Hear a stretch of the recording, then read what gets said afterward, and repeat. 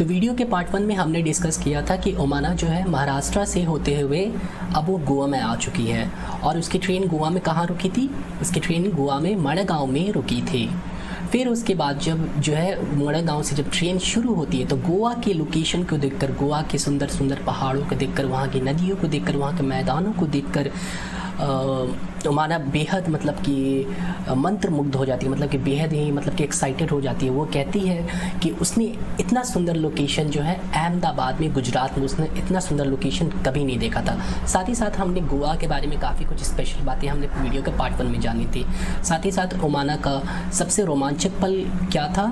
जब उसकी ट्रेन एक रिवर ब्रिज, नदी के पुल को जब क्रॉस करती है, तब ओमाना के लिए वो पल सबसे रोमांचक, सबसे एडवेंचरस पल था। तब ओमाना को सबसे ज़्यादा मज़ा आता था। तो यहाँ तक हमने पढ़ा था, तो चलो अब जानते हैं इसके बाद क्या होता है। The last few hours have been so exciting. After breakfast I climbed on the upper berth. तो पिछले कुछ घंटे बेहद एक्साइटिंग थे। क्यों पिछले कुछ घंटे बेहद एक्साइटेड थे? क्योंकि वो गोवा से, क्योंकि इसकी ट्रेन जो थी गोवा से क्रॉस करी थी और गोवा के सुंदर सुंदर लोकेशन को देखकर जो है वो बहुत मंत्रमुग्ध हो गई थी, बहुत ही खुश हो गई थी कि इतना सुंदर लोकेशन मैंने कभी नहीं देखा। इसलिए सबसे ज़्यादा जो है लास्ट फ्यू आवर्स, कुछ घंटे जो थे वो बेहद एक्साइटिंग थे, क्योंकि उसने गोवा को देखा था। फिर ब्रेकफास्ट के बाद, यानी कि सुबह के खाने के बाद जो है वो ऊपर वाली बर्थ पे जो है, अपर बर्थ पर जो है चढ़ जाती है। तो मैंने आपको बताया था बर्थ किसे कहते हैं। ट्रेन में जो सोने की जगह होती है, वो सोने की जगह जो उसे ही बर्थ कहते हैं। तो अपर बर्थ पर जो है चढ़ जाती है कॉमिक्स पढ़ने के लिए। फिर उसके बाद क्या होता है? It was bright and Sunny outside. बाहर काफ़ी धूप था, काफ़ी रोशनी थी।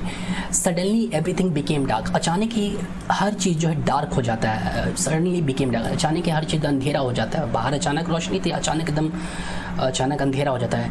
It also felt a little cold inside. जैसे ही वो अंदर पहुँचती है, थोड़ी बहुत ठंड भी उसे महसूस होती है। I was afraid. और वो थोड़ी डर जाती है कि क्या हुआ, अचानक इतना रोशनी थी, अचानक इतना अंधेरा कैसे हो गया। वो डर गई, थोड़ी सी अफ्रेड हो गई। Then the lights in the train came on. और तुरंत जो है ट्रेन की जो सारी लाइट्स है वो ऑन हो जाती है। But outside it was very dark. लेकिन बाहर बहुत अंधेरा था।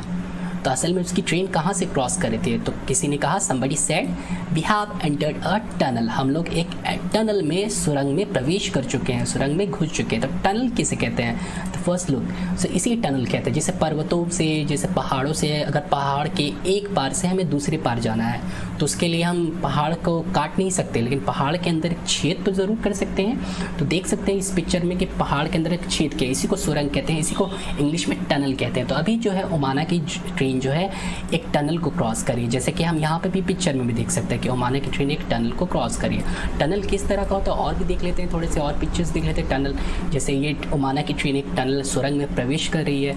और देख सकते हैं हम लोग, जैसे कि यहाँ पे एक ट्रेन जो है टनल से निकल रही है। ठीक है, तो टनल इसीलिए बनाया जाता है, सुरंग इसीलिए बनाया जाता है ताकि हम लोग जो है, अगर रास्ते में एक बहुत बड़ा अवरोधक है, ऑप्शन जैसे पर्वत आ गया रास्ते में, पहाड़ आ गया, तो बहुत बड़ा अवरोधक है आने जाने में, तो पहाड़ के अंदर से हम लोग एक छेद कर देते हैं, उसी छेद को हम लोग सुरंग बना देते हैं। जैसे कि हम यहाँ पे देख सकते हैं, और भी देख सकते हैं हम टनल। ये भी देखो एक रोड टनल है। और भी देख सकते हैं देखो पहाड़ों के बीच में से कैसी एक ट्रेन जो है सुरंग बना के जो है जा रही है। और भी देख सकते हैं हम लोग देखो, ठीक है। तो पहाड़ों के बीच से रास्ते बनाने के लिए हम जो है टनल का यूज़ हम करते हैं। चलो एक वीडियो भी देख लेते हैं टनल का।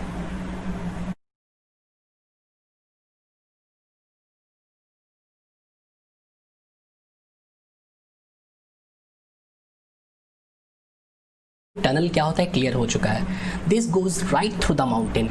पहाड़ों के ठीक बीच से जो है जाती है। जैसे ये पहाड़ है हमारा, ओके। अब ये जैसे हमने ये पहाड़ बना दिया, ओके, ये माउंटेन है, तो पहाड़ों के बीच से जो है टनल जो है निकलती है, ओके।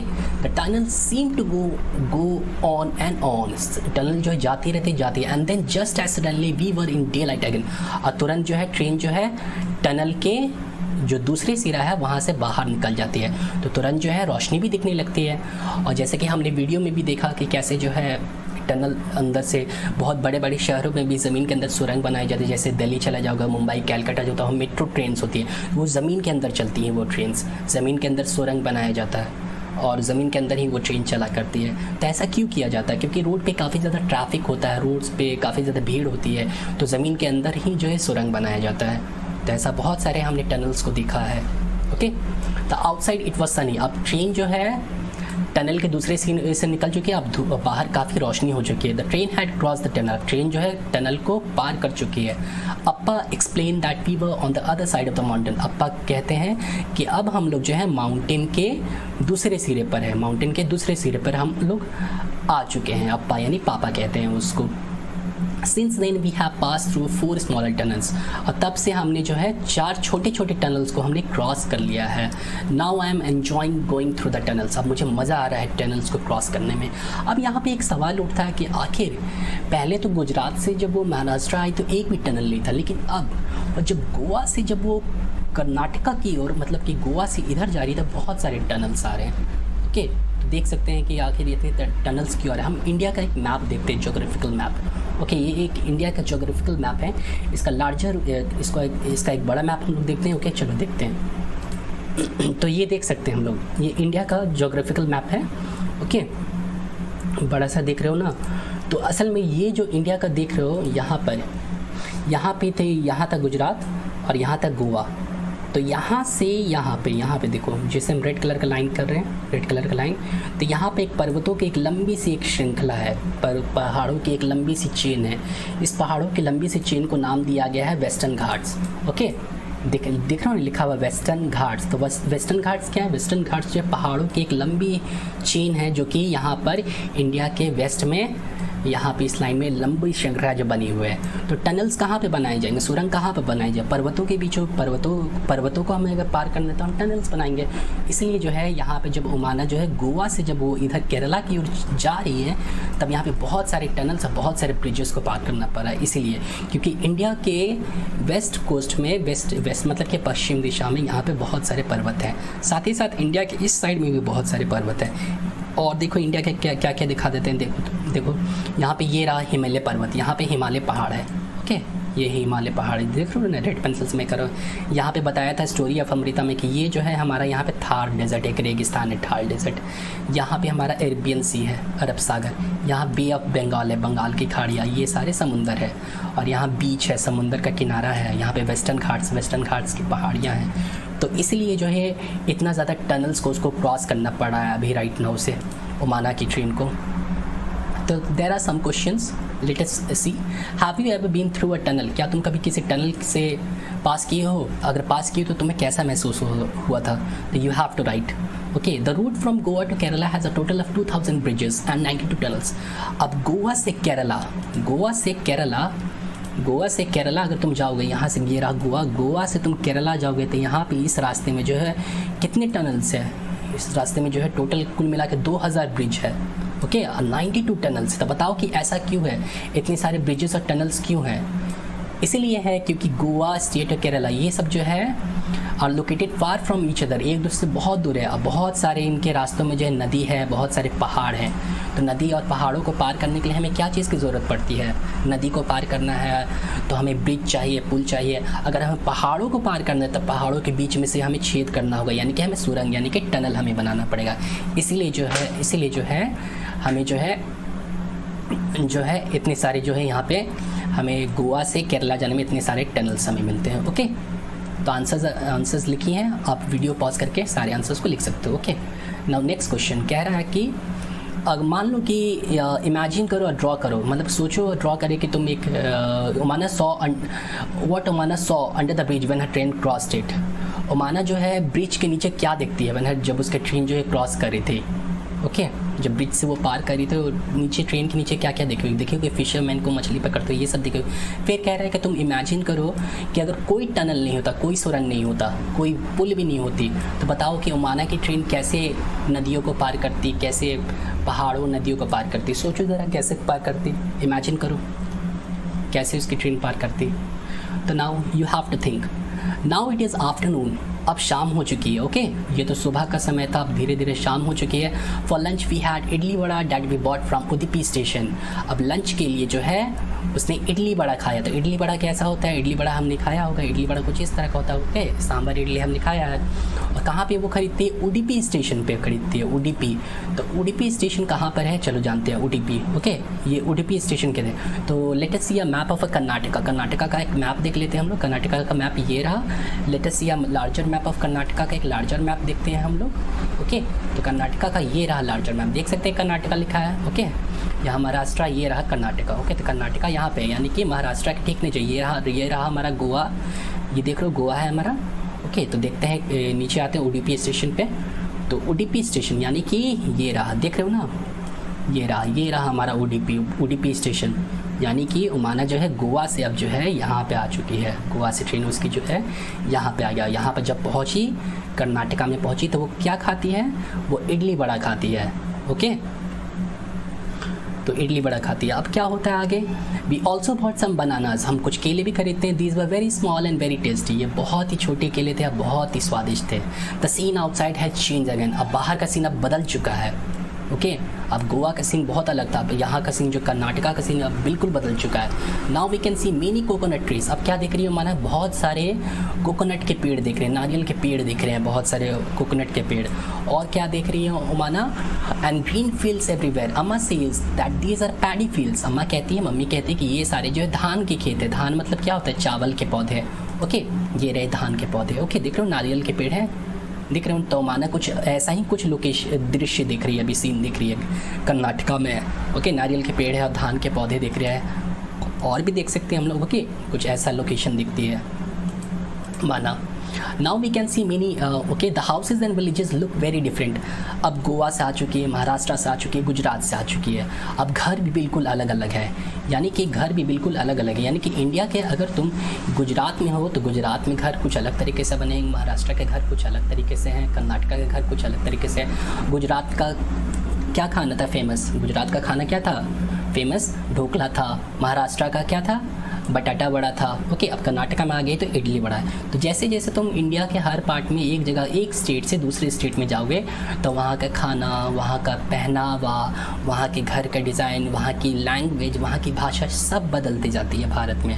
अब तुम यहाँ से मान लो कि जम्मू कश्मीर में हो यहाँ पे, अब यहाँ से तुम आ जाओ बिहार में, तो बहुत कुछ बदल जाएगा। रहने का, सहने का तरीका, खान पान, भाषा, सब चीज़ बदल जाती है। ओके, राजस्थान में चले जाओ तो राजस्थान में एक लोग अलग भाषा बोलेंगे, लोग अलग तरह के कपड़े पहनेंगे, वहाँ का मौसम अलग होगा। ओके, वहाँ की संस्कृति अलग होगी, वहाँ की भाषा अलग है, क्या पहनावा, खान पान सब अलग है बिहार के लोगों से। ओके, तो हर इंडिया के हर स्टेट में जाओगे तो हर चीज़ तुमको अलग मिलेगी वहाँ पे। तो ये कह रहा है। अब आगे क्या होता है? People clothes are also different. वैसे कि मैंने बताया कि लोगों के कपड़े भी अलग अलग थे। जैसे कि अहमदाबाद कहाँ था? अहमदाबाद जो था गुजरात में। अब गुजरात के लोग जो हैं कुछ अलग तरह के कपड़े पहनते थे। गुजरात के लोग कुछ इस तरह के कपड़े पहनते थे। ओके, गुजरात में लोग लेडीज़ लोग लहंगा चुन्नी पहनती थी और इस तरह के क्लोथ्स जो है वहाँ के जेंट्स पहनते। अब कर्नाटका में आ गए तो कर्नाटका के लोग जो है कुछ अलग तरह का क्लोथ्स पहने हुए। क्या देखती है? कर्नाटका में कुछ इस तरह के क्लोथ्स पहने हुए हैं लोग। ओके, क्रीम कलर की साड़ी है, क्रीम कलर की धोती है, कुछ इस तरह के लोग जो है कपड़े पहने हुए। गुजरात में कुछ अलग तरह के कपड़े पहने हुए थे। तो यही देखती है ओमाना देखती है कि some people are wearing white और cream colour dhotis and sari. कुछ लोग जो है वाइट क्रीम कलर के साड़ीज़ और धोती पहने हुए, जैसे कि मैंने दिखाया आपको। कर्नाटका में लोग कुछ इस तरह के कपड़े पहने रहते हैं, है ना। ये तो गुजरात का हो गया। ओके, इस तरह के कुछ क्लोथ्स पहने रहते, लेकिन गुजरात में किस तरह के क्लोथ्स पहने हुए थे? कुछ इस तरह के। तो क्लोथ्स भी चेंज हो गए। Okay, many people who were with us from Ahmedabad have got off. और जितने लोग उसके साथ अहमदाबाद के थे वो सारे जो है ट्रेन से उतर गए, उडुपी स्टेशन पे उतर गए वो लोग।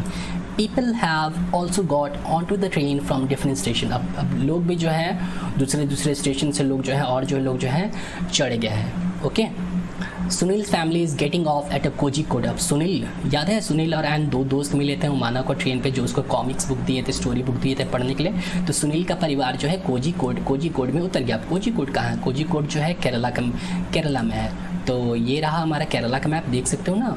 तो ये रहा कोझिकोड। ओके, यानी कि वो लोग जो है अब केरला पहुँच चुके हैं, यानी कि ओमाना की ट्रेन जो है अब केरला आ चुकी है। ओके, केरला आ चुकी है और सुनील का परिवार जो है वो उतर गया है कोझिकोड में, देख सकते हैं हम लोग। आगे क्या होता है, which comes at around 6 o'clock, 6 बजे शाम को वो लोग कोझिकोड में, we have exchange address and plan to meet Ahmedabad.